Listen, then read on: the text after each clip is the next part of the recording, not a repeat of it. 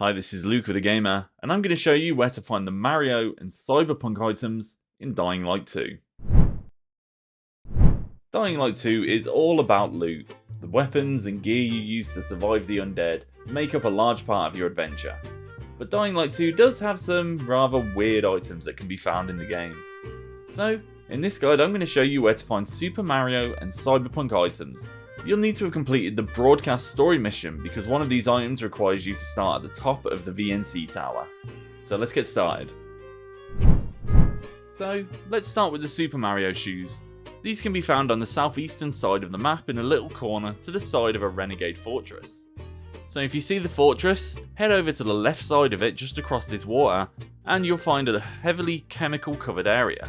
There's a nice little pathway through it, so jump over this tank, then climb up these containers and you'll see it right ahead. Grab that and jump onto the floating plank and you'll need to head inside this locked container. It's a hard lock, but you can pick it open as long as you have a few lockpicks on you. And when you head inside, you'll find a nice little flashback for those who have played Dying Light 1. Across the wall are pictures of Kyle Crane, the protagonist of the first Dying Light, and even a few drawings dedicated in his honour. So that, I guess, is an Easter egg in itself, but it's not the main reason we're here. To the left of the little shrine is a radio. Turn that on and then take a seat on the little sofa, bed, couch thing, whatever it is, and then just wait a while. As this happens, it'll play conversations between several Dying Light characters. A piece of gear will then appear on the table with a blast of lightning. Head over and pick up the It's a Me Marion shoes. Now these shoes aren't particularly mind-blowing or game-changing. They have low armor, they don't have anything that increases your stats, but there is one special reason why you should at least check these shoes out, that I'll show you now.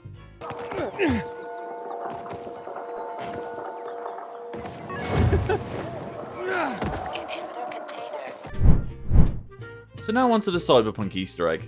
Head to the top of the VNC tower, and when you come out of the lift, turn left and go up to this little thing that's sticking out of the roof.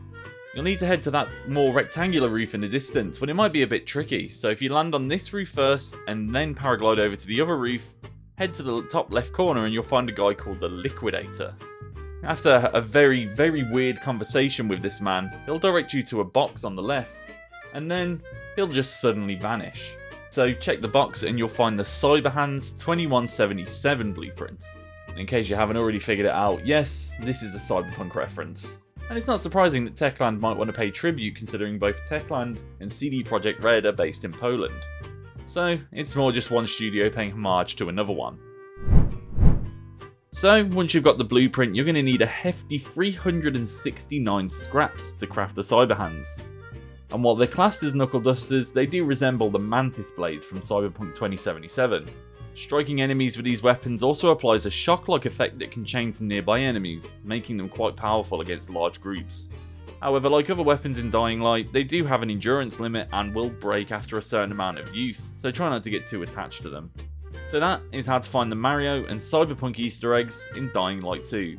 Thanks for watching, and check out thegamer.com for more.